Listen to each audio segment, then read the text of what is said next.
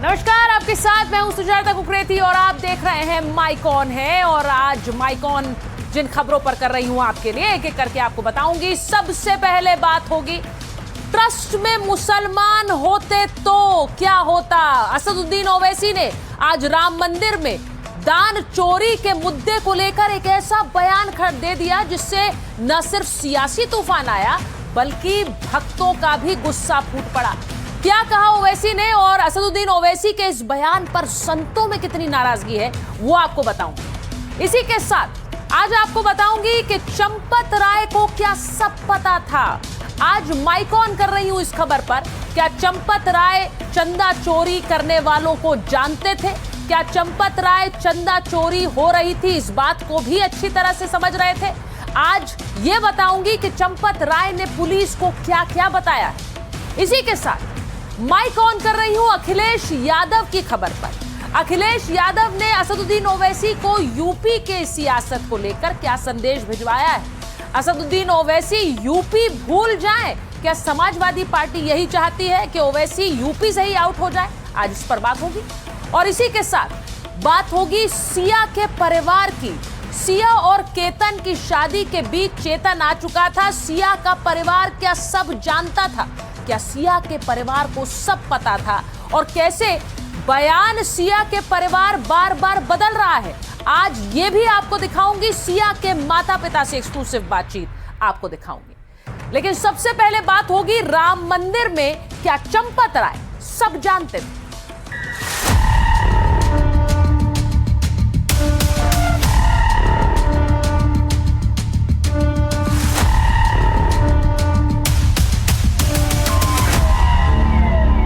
उनका जीवन 50 साल का जीवन पारदर्शिता का, ईमानदारी का, निष्ठा का, त्याग का जीवन रहा है। चंपत जी जितने कोई भी व्यक्ति पाई को संगत पाई नसाई और रहे न नीति मते चतुराई। गलत आदमी के संगत कर लिए बस हो गया काम खत्म। चंपत राय पर फैसला कब होगा? क्योंकि चंपत राय को लेकर कई सवाल उठ रहे हैं और शुरुआत से उठ रहे हैं। चंपत राय ने बताया है कि वो टिन्नू यादव को पहले से जानते थे। चंपत राय क्या सब कुछ जानते थे? टिन्नू से ऐसी उम्मीद नहीं थी, ये भी चंपत राय ने कहा। ये मैं आपको इसलिए बता रही हूं क्योंकि चंपत राय से पुलिस ने पूछताछ की और पुलिस की पूछताछ में खबरें ये निकल कर आ रही हैं कि टिन्नू यादव को लेकर चंपत राय ने अफसोस जाहिर किया। वो टिन्नू यादव को जानते थे लेकिन कह रहे हैं कि उन्हें इस बात का अफसोस है कि टिन्नू यादव ये सब कुछ कर रहा था। अब आपको बताती हूं कि आज हुआ क्या है। चढ़ावा चोरी मामले में चंपत राय से फिर से पूछताछ हुई। सूत्रों के मुताबिक चंपत राय का बयान भी दर्ज हुआ है। कोई हेरफेर ना हो, इसकी जिम्मेदारी मेरी ही थी, ये चंपत राय ने पुलिस को बताया। चढ़ावा चोरी की जानकारी मिलते ही सक्रिय हुआ, ये भी उन्होंने कहा और कहा कि मेरे कहने पर ही संदिग्ध पकड़े गए थे। तो चंपत राय इस चढ़ावा चोरी को लेकर ये कह रहे हैं पुलिस से कि उनके कहने पर ही चोर पकड़े गए। चढ़ावा चोरी में हाथ होने से चंपत राय का साफ इनकार है, ऐसा सूत्र बता रहे हैं। और यह भी कि चढ़ावा चोरी में उनकी कोई भूमिका नहीं थी, ये उन्होंने पुलिस से कहा है। तो चंपत राय का कहना है कि कोई भूमिका चोरी में नहीं थी लेकिन जिम्मेदारी उन्होंने मानी है और कह रहे हैं कि इस सब की जिम्मेदारी मेरी जरूर थी। अब आपको बताऊं कि चंपत राय का बयान तो दर्ज हो चुका है लेकिन श्री राम जन्मभूमि सेवा समिति के सदस्य महंत धर्मदास कह रहे हैं कि ट्रस्ट में अयोग्य लोगों को बिठा दिया गया। चंपत को जैसी संगत वैसा फल मिल गया है। यानी वो ये कहना चाह रहे हैं कि चंपत राय की संगत ही सही नहीं थी और उन्होंने ही ये सब किया। जरा सुनिए। ये अति दुर्भाग्य की बात है कि इस प्रकार से चोरी या ये वो आया, ये जो ये लोग कृत्य किए निंदनीय है। जो जितना लोग किए नहीं बोले बेसी प्रचार। आज चयन जो छोटे छोटे जो बहुत न्यून क्लास के लोगों के चयन किया, चयन करके उस काम में लगाया, तो जो पहले से जो करते आया वही तो करेगा। गलत आदमी के संगत कर लिए बस हो गया काम खत्म। चंपत जी जितने कोई भी व्यक्ति पाई को कुसंगत पाई नसाई और रहे न नीच मते चतुराई। समाज में जिस मेजॉरिटी में रहता है वैसे ही बुद्धि आदमी के बनता है, वैसे ही बुद्धि आगे बढ़ती है। तो जब छोटे न्यून क्लास के लोगों के चोर और का नाम है छोटे अनपढ़ लोगों के संगत किए, चोर के संगत किए तो इससे फल पाए। तो चंपत राय ने जिस संगत को राम मंदिर के अंदर रखा उसी का फल अब उन्हें मिल रहा है। अब ये बयान आ रहा है। मैं आपको बताती हूं कि चंदा चोरी का जिम्मेदार कौन है। ये बताना इसलिए जरूरी है क्योंकि जून के पहले हफ्ते के अंदर चंदा चोरी का पता चल गया था। जून के पहले हफ्ते में ही ट्रस्ट में इंटरनल जांच भी शुरू हो गई थी। इसके बाद 5 जून को अविनाश शुक्ला के घर से कैश बरामद हुआ, जिसकी तस्वीरें भी हम आपको लगातार दिखा रहे हैं। 13 जून को जांच के लिए एक एसआईटी बनाई गई। 23 जून को क्या हुआ, एसआईटी ने अपनी रिपोर्ट सौंपी और 25 जून को एसआईटी रिपोर्ट पर केस दर्ज हुआ है। यानी कि केस दर्ज कराने में 15 दिन लग गए। अगर ये जांच और ये चोरी हो रही थी वहां पर तो पहले केस दर्ज क्यों नहीं कराया गया, ये सवाल पूछा जा रहा है। अब आपको बताती हूं कि अयोध्या जेल में आरोपियों से पूछताछ करने पहुंची पुलिस ने कोर्ट से परमिशन ली थी और फिर बारी बारी से सभी आरोपियों से पूछताछ की है। तो ये जो आप तस्वीर देख रहे हैं उन आरोपियों को पहले दिन कोर्ट में पेश किया गया था, उन्हीं से आज जेल में पूछताछ के लिए पुलिस की एक टीम पहुंची है। अयोध्या पुलिस की एक टीम इन आरोपियों से पूछताछ कर रही है।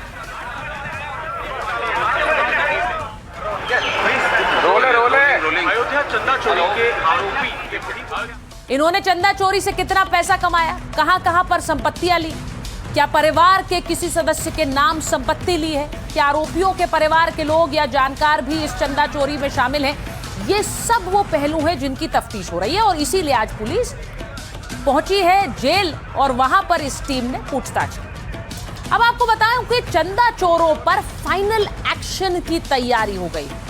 जुलाई के पहले हफ्ते फाइनल रिपोर्ट एसआईटी अपनी सौंपेगी। जी, जो अभी रिपोर्ट सौंपी गई है वो फाइनल रिपोर्ट नहीं, अभी एसआईटी ने प्रशासन को प्रारंभिक रिपोर्ट सौंपी। प्रारंभिक रिपोर्ट के बाद ही पुलिस ने कार्रवाई की है। ट्रस्ट के कई और सदस्य जांच के दायरे में है, ऐसा भी बताया जा रहा है। चंपत राय, गोपाल राव और अनिल मिश्रा का भी नाम इसमें है। सभी के फाइनेंशियल डिटेल्स खंगाल रही है पुलिस। सभी के बैंक अकाउंट्स और संपत्तियों की जांच जारी है। अगर कुछ संदिग्ध पाया गया तो कड़ी कार्रवाई की जाएगी। आरोपियों के रिश्तेदार समेत 140 को नोटिस भेजा गया है। बैंक स्टेटमेंट, संपत्ति विवरण के साथ आने के लिए कहा गया है।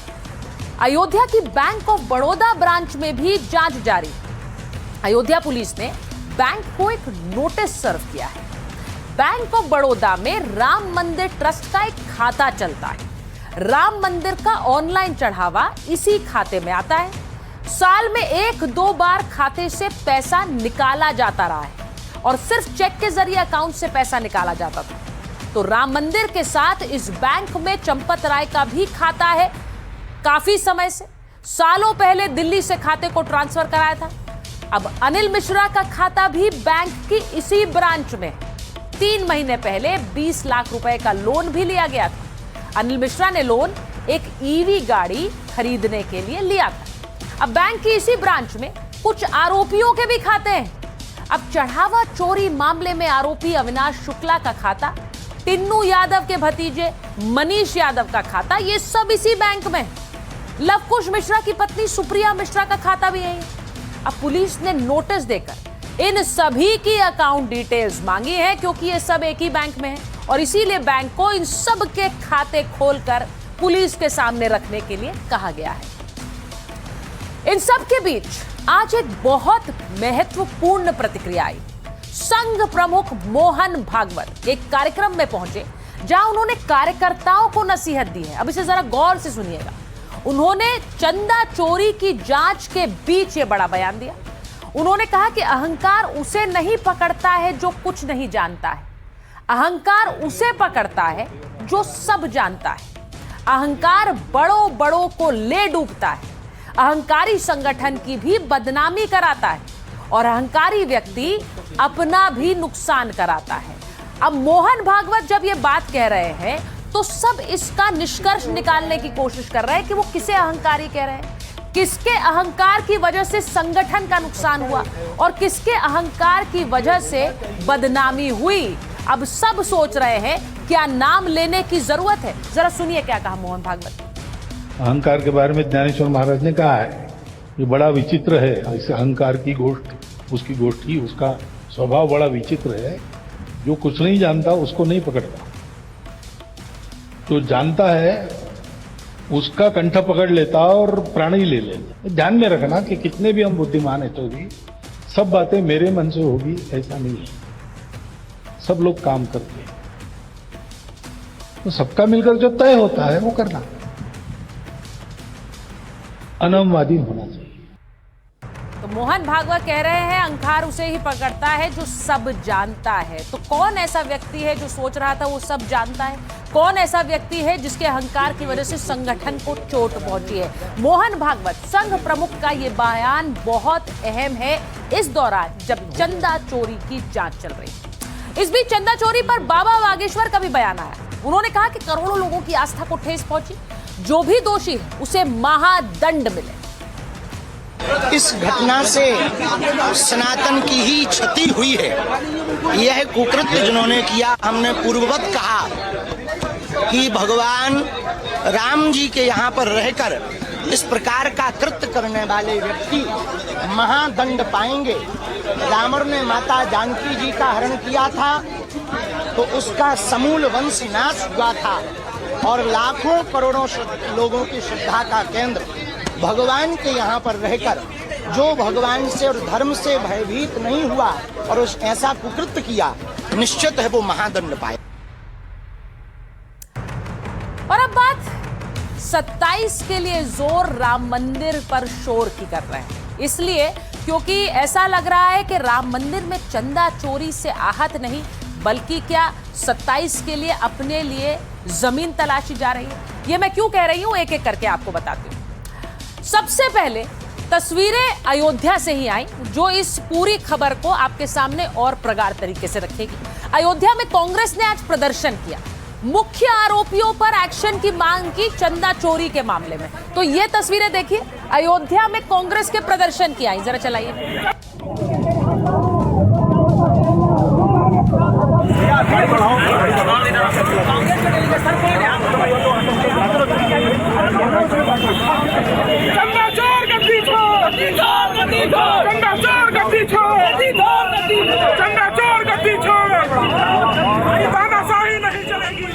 तो अयोध्या में कांग्रेस के नेता सांसद पहुंचे थे आज वहां प्रदर्शन करने, ये बताने के लिए कि जिसने चंदा चोरी की वो गद्दी छोड़ दे। अब कांग्रेस के प्रदेश अध्यक्ष अजय राय आज हाउस अरेस्ट कर लिए गए। ये तस्वीरें उनकी आई, उन्हें बाहर नहीं निकलने दिया गया अयोध्या में। वहां पुलिस की एक टीम पहुंची और उन्हें हाउस अरेस्ट कर दिया। ये तस्वीरें भी देखिए।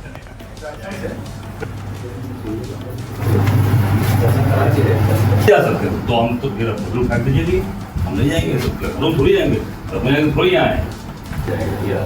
नहीं ऐसी कोई बात नहीं।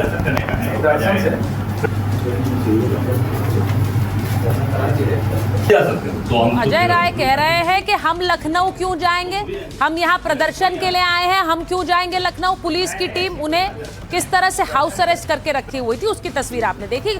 अब कांग्रेस के सांसद उज्जवल सिंह कैसे नजरबंद किए गए वो भी देख लीजिए। घर के बाहर पुलिस तैनात थी और वो लोगों को बता रहे थे। प्रयागराज में यूपी पुलिस की एक टीम उनके घर पर मौजूद थी, वो निकलने वाले थे अयोध्या के लिए क्योंकि अयोध्या में सभी सांसद जुटने वाले थे। और ये तस्वीरें आई, उनके घर के बाहर पुलिस तैनात रही। अब कांग्रेस पार्टी इस पूरे मुद्दे को भुनाने के पूरे मूड में है। वो ये भी कह रहे हैं कि वो आहत हैं। जरा पहले सुनिए क्या कह रहे हैं कांग्रेस के नेताओं। और ये गेस्ट हाउस में मुझे इसमें अकेले बंद करके रखा हुआ है। तो पूरी तरीके से यहाँ पर मानसिक रूप से प्रताड़ित किया जा रहा है। कोई पूछने वाला भी नहीं है और कोई हम लोगों की सुध लेने वाला नहीं है। और दर्शन करने के लिए मैं अड़ा हूँ कि दर्शन में अगर भगवान राम का दर्शन के नहीं जाऊँगा। ये दो तरह की मानसिकता, एक तरफ अरविंद केजरीवाल को बुला के दर्शन कराते हैं, पूरा VIP सुविधा देते हैं और कांग्रेस के नेता हमारे आते हैं। सब लोगों को हाउस अरेस्ट कर लिया गया, सबको घर बंद कर लिया गया और हमें भी यहाँ पर पूरी तरीके से प्रताड़ित किया जा रहा है। हम लोग यहाँ पे दर्शन करने आए थे अयोध्या में, लेकिन यहाँ आके पता चला कि हमको ये दर्शन नहीं करने दे रहे। ये लोग जो चंदा चोरी को तो नहीं रोक पाए, लेकिन एक हिंदू को दर्शन करने से ये रोक रहे हैं। ये कहाँ का सनातन है, ये कहाँ का ये परंपरा है, कौन से धर्म की परंपरा है कि प्रभु श्री राम के दर्शन करने से इनको रोका जाए। तो अयोध्या पे सबसे ज्यादा मुखर होकर कांग्रेस नजर आ रही है उतरती हुई सड़कों पर। अब आपको बताऊं कि कांग्रेस ने इस पूरे मुद्दे पर 5 सवाल भी पूछे हैं। क्या पूछा है? एसआईटी रिपोर्ट अब तक सार्वजनिक क्यों नहीं की गई? पिछले 5.5 सालों में कुल कितनी चोरी हुई ये भी जरा बताइए। कांग्रेस कह रही है कि मंदिर से कितनी संपत्ति या चढ़ावा गायब हुआ है, इसका पूरा हिसाब मिलना चाहिए। क्या बड़े लोगों को बचाया जा रहा था ताकि सच सामने ना आए? और यह भी कि अगर सरकार को जानकारी नहीं थी तो क्या खुफिया तंत्र विफल रहा है? तो ये सारे सवाल कांग्रेस पार्टी ने पूछे। अब जब कांग्रेस ने सवाल उठाए तो योगी आदित्यनाथ ने आकर जवाब दिया। योगी के सीधे निशाने पर कांग्रेस पार्टी। उनकी चिढ़ तो है कि अयोध्या इतनी सुंदर कैसे हो गई। उनकी चिढ़ तो यह है काशी विश्वनाथ धाम इतना सुंदर कैसे हो गया। उनकी चिढ़ तो है मां विंध्यवासिनी का धाम इतना अच्छा कैसे हो गया। और उनकी चिढ़ तो है कि प्रयागराज का वैभव महाकुंभ के नाम पर देश और दुनिया को अपनी ओर कैसे आकर्षित कर दे रहा है। उनकी चिढ़ है नैमिषारण्य के विकास को लेकर, मथुरा वृंदावन को लेकर, सुख तीर्थ को लेकर, और जो हमारे विधायकों के द्वारा हर एक पौराणिक स्थल को और विरासत से जुड़े हुए स्थलों के पुनरुद्धार का कार्य हो रहा है।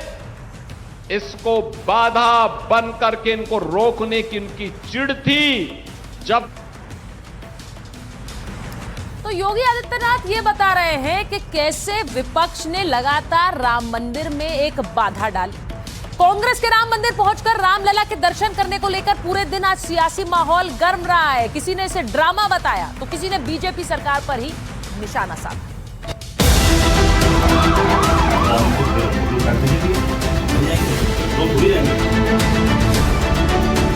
ऐसा कुछ नहीं, इसके पहले क्यों नहीं गए? सिर्फ विवाद पैदा करने के लिए सब ड्रामा कर रहे हैं। भगवान का मंदिर ना बने इस बात की कोशिश कांग्रेस पार्टी ने हमेशा से की और आज चले हैं अयोध्या जी उपद्रव करने।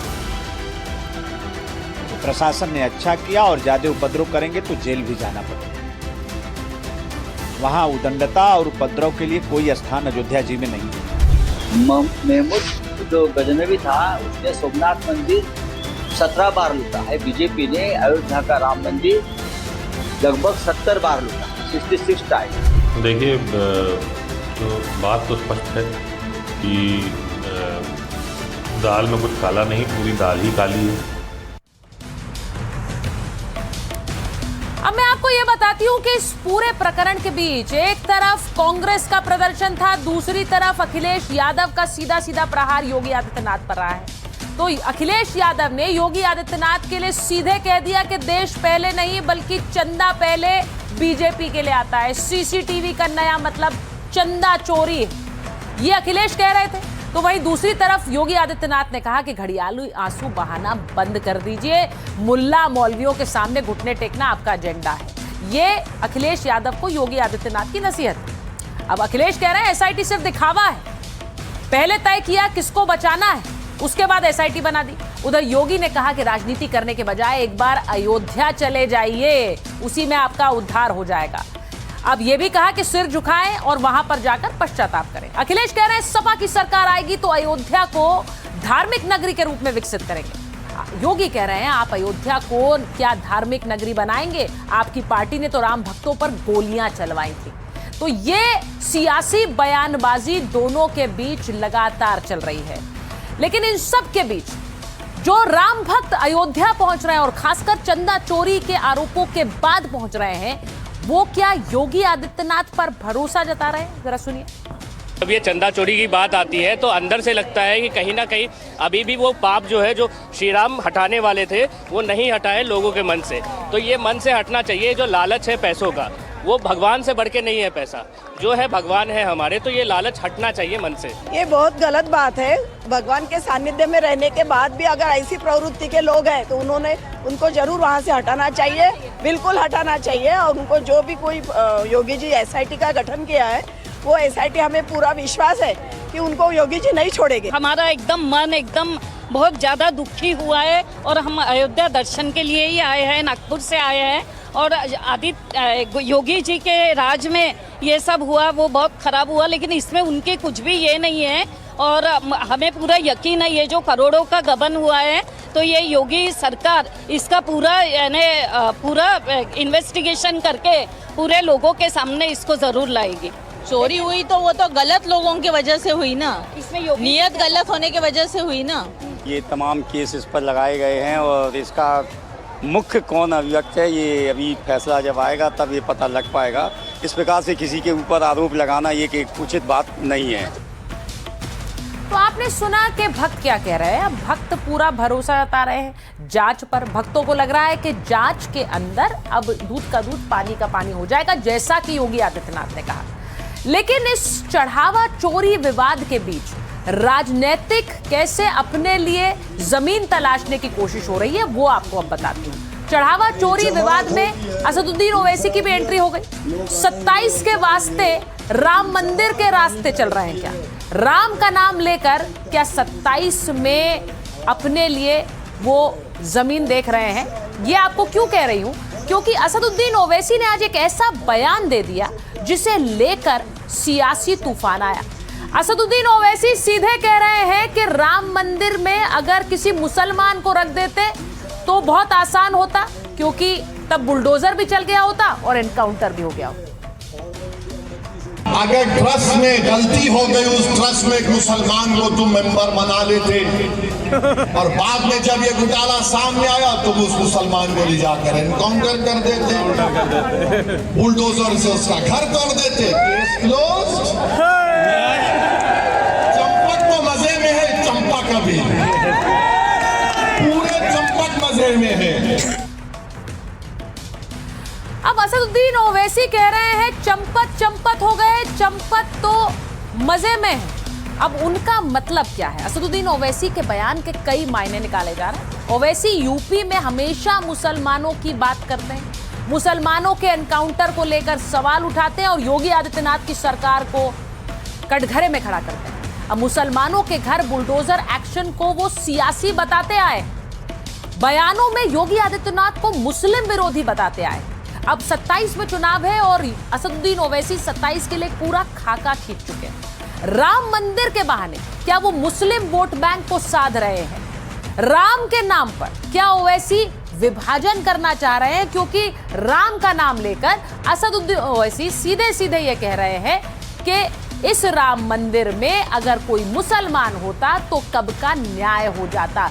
तो क्या असदुद्दीन ओवैसी राम का नाम लेकर 27 की अपनी डगर को और ज्यादा दृढ़ कर रहे हैं? सवाल ये ओवैसी के बयान पर सियासी पारा है। जो सनातन विरोधी लोग हैं केवल उलूल जुलूल बयान देकर के तुष्टीकरण की पॉलिटिक्स कर रहे हैं। हमारी प्रतिबद्धता है, FIR दर्ज हुई है, निष्पक्ष जांच होगी और कानून के तहत कार्रवाई होगी। जिनका योगदान नहीं रहा है श्री राम जन्मभूमि मंदिर निर्माण में, राम जन्मभूमि आंदोलन में या मंदिर बनने के जो विधिक क्रियाएं न्यायालय में चल रही थी उसमें भी नकारात्मक पक्ष था, उससे असहमत थे। आज उनमें भक्ति का जागरण हो गया है। मुस्लिम इसमें कहाँ रहेगा? वक्फ बोर्ड में हिंदू रख लें तभी तो मुस्लिम यहाँ रहेगा, हिंदू मुसलमान मत करें। हाँ, ओवैसी साहब तो हमेशा तुष्टीकरण की बात करते हैं। वो कभी जामा मस्जिद की जांच कराने की बात कर सकते हैं क्या? किसी मकबरे की जांच कराने की बात कर सकते हैं क्या? किसी मस्जिद की जांच कराने की बात कर सकते हैं क्या? ये तो सनातन धर्म है जी, हिंदुओं का धर्म है। से सब कुछ सह लेते हैं, जांच भी करा लेते हैं, जेल भी चले जाते हैं। या किसी और धर्म में कभी ऐसा होता है क्या? ओवैसी को इसमें बोलने का कोई नैतिक अधिकार नहीं है। ये हमारा मामला है, हम इसकी जांच करवाएंगे, कोई दोषी पकड़ा नहीं जाएगा। इसमें किसी को राजनीति नहीं करना चाहिए। ओवैसी हैदराबाद से अयोध्या में आके क्या राजनीति करते हैं? ये वही ओवैसी है ना जो राम मंदिर के खिलाफ बयानबाजी करते थे। तो आज आपदा में अवसर ढूंढ रहे हैं, गिद्ध बने हुए हैं। ये ओवैसी जैसे गिद्धों से हमें सावधान हो। तो असदुद्दीन ओवैसी जो बात कर रहे हैं, हमारे साथ इस वक्त आचार्य प्रमोद कृष्णम जुड़ रहे हैं, पीठाधीश्वर हैं कल की धाम के। आचार्य जी, आपने सुना असदुद्दीन ओवैसी ने कहा कि अगर मुसलमान होता तो कब का एनकाउंटर हो गया होता, बुलडोजर चल जाता। देखिए सुचारिता, जो बयानबाजी कर रहे हैं लोग, इनका किसी का भी राम मंदिर से कुछ लेना देना नहीं है और ना भगवान राम के प्रति इनकी श्रद्धा है, ना भगवान राम के प्रति इनकी आस्था है।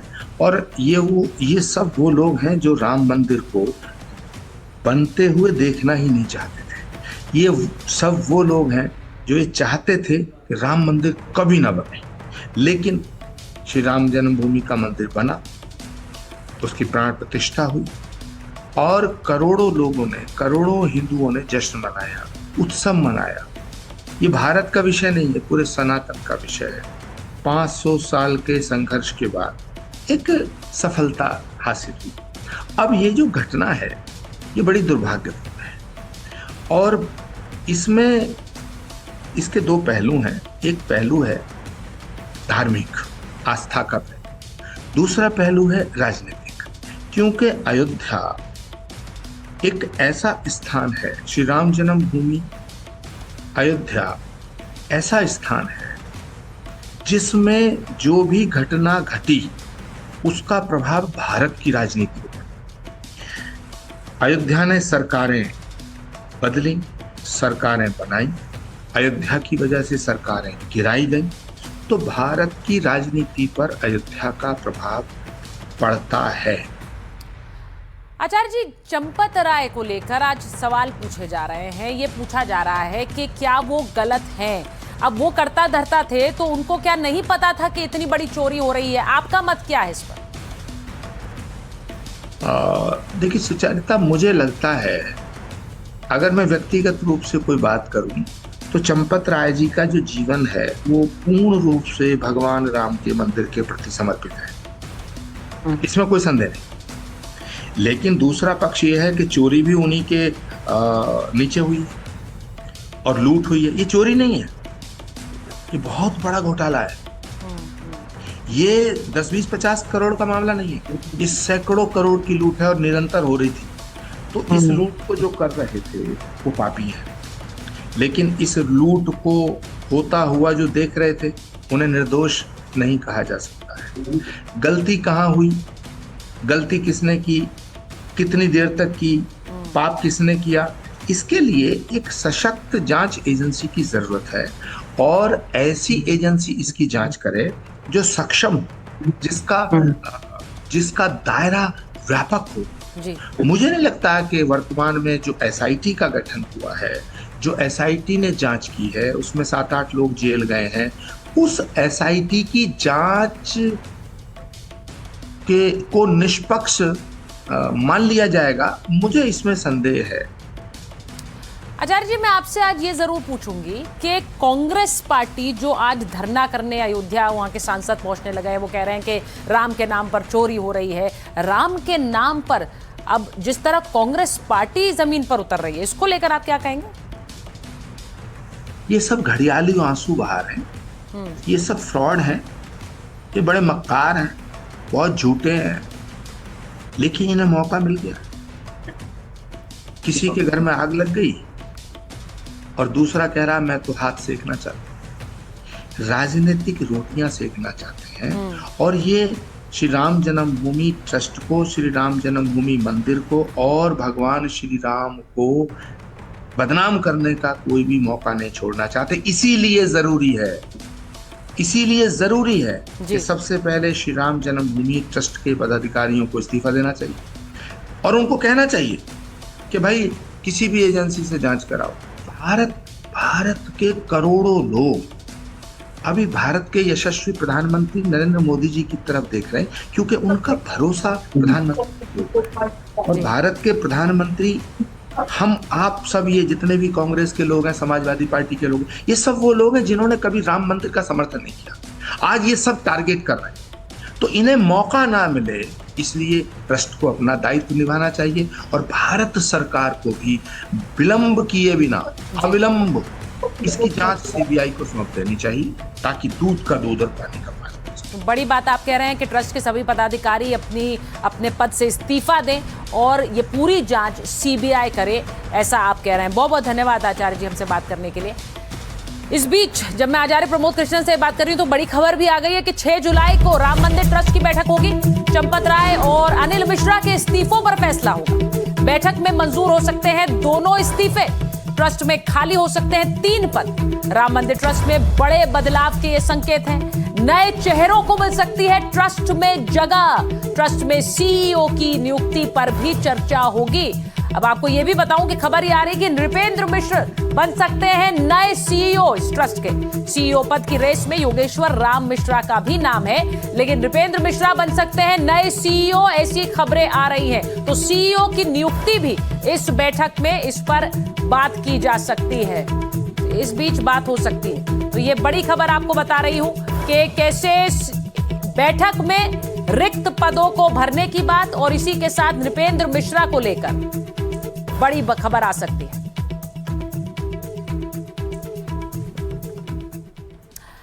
अब इस सब के बीच चंदा चोरी की मांग को लेकर जिस तरह से सियासत हो रही है, उस बीच केंद्र में तो 27 का चुनाव और इस 2027 के चुनाव में क्या ओवैसी अखिलेश यादव का खेल बिगाड़ सकते हैं, ये हम क्यों कह रहे हैं, ये आपको बताते हैं। एमआईएम चीफ असदुद्दीन ओवैसी के बयान ये बता रहे हैं, वो बयान जो उन्होंने उत्तर प्रदेश के बिजनौर में दी, जिसके बाद ये सवाल उठ रहे हैं कि क्या ओवैसी यूपी में अखिलेश यादव का खेल बिगाड़ेंगे या बनाएंगे। उनका बयान अखिलेश की परेशानी बनता दिख रहा है। आपको बयान सुनवाएं, उसके मायने समझाएं, उससे पहले ये तस्वीरें जो आप देख रहे हैं, ये तस्वीरें बिजनौर की, जहां असदुद्दीन ओवैसी के स्वागत किस तरह से हुआ वो देखिए। उन्हें फूल मालाएं पहनाई गई, हर तरफ लोग उनसे मिलने को बेचैन नजर आ रहे थे। लोगों से मिलने के बाद ओवैसी ने भी ऐसी बात कह दी जिसने यूपी की सियासत में विपक्षी गठबंधन पर नई बहस छेड़ दी है। आपको असदुद्दीन ओवैसी का वो बयान सुनवाते हैं जिसमें असदुद्दीन ओवैसी सीधे सीधे यूपी में गठबंधन की बात कह रहे हैं। अगर गठबंधन होगा, अलायंस होगा, इज्जत और मान सम्मान के साथ होगा, तो यकीनन असदुद्दीन ओवैसी और मजलिस इत्तेहादुल मुस्लिमीन उस गठबंधन के साथ काम करने को तैयार है। हम पूरी कोशिश करने तैयार है कि दोबारा भाजपा की सरकार उत्तर प्रदेश में ना बने। मगर अगर आप ये समझते हैं कि हमारा काम सिर्फ दरी बिछाना है, तो याद रखो अब कोई दरी नहीं बिछाएगा। अब दरी बिछाने के दिन खत्म हो चुके हैं। चाहे वो नौजवान हो, चाहे वो बुजुर्ग हो, यह हमारी इज्जतदार माँ और बहनें हैं, वो इस बात को महसूस कर लिए हैं कि अब दरी नहीं बिछाएगी, अब हक की और मान सम्मान की लड़ाई होगी। तो ओवैसी कह रहे हैं कि अगर मान सम्मान मिलेगा तो साथ आ जाएंगे। ओवैसी ने पेशकश की है, लेकिन क्या ये पेशकश स्वीकार हो सकती है? क्या अखिलेश यादव और उनकी पार्टी के लिए पेशकश आसान है? लगता नहीं। कहीं ऐसा तो नहीं कि ओवैसी की पेशकश बीजेपी को फायदा पहुंचाए। ऐसा क्यों कह रहे हैं, आपको समझाते हैं। यूपी की 403 विधानसभाओं में 143 सीटें ऐसी हैं जिन पर मुस्लिम वोटर निर्णायक भूमिका में है। इनमें से 73 सीटों पर मुस्लिम आबादी 30% से ज्यादा है। पारंपरिक तौर पर इन 73 सीटों पर बीजेपी को रोकने के लिए वोट होता है। इनमें भी 36 सीटें ऐसी हैं जहां मुसलमान अपने दम पर चुनाव जीत सकते हैं। ऐसी ज्यादातर सीटें पश्चिमी यूपी में हैं। ओवैसी ने उसी पश्चिमी यूपी के बिजनौर में हुंकार भरी है। तो आपको ये बता रही हूं कि कैसे अब मुस्लिम वोटों के लिए ये लड़ाई मच गई है। सोचिए, अगर अखिलेश की पार्टी एमआईएम से गठबंधन करती है तो समाजवादी पार्टी को अपने हिस्से की कुछ मुस्लिम बहुल वोटर्स की सीटें ओवैसी को देनी पड़ सकती हैं। क्या अखिलेश यादव इसके लिए तैयार होंगे? अगर ओवैसी को मुस्लिम बहुल से इतर सीटें दी गई तो क्या ओवैसी चुनाव लड़ेंगे?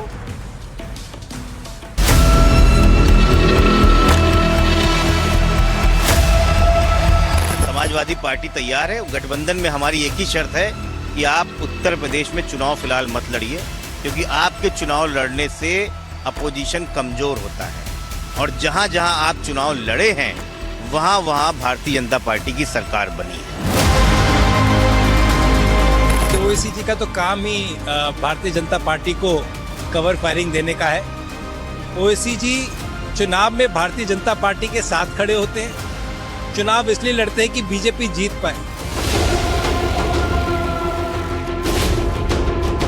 अब भाजपा को हराना ही सबका लक्ष्य है तो उत्तर प्रदेश की जनता मेरे ख्याल से इसे किसी कीमत पर भी स्वीकार नहीं करेगी। पहले ओवैसी जी को अपनी स्थिति स्पष्ट करनी चाहिए। ये बताना चाहिए कि उनकी लड़ाई उत्तर प्रदेश में समाजवादी पार्टी से है या भारतीय जनता पार्टी से। तब समाजवादी पार्टी इस पे आगे कुछ बात करेगी।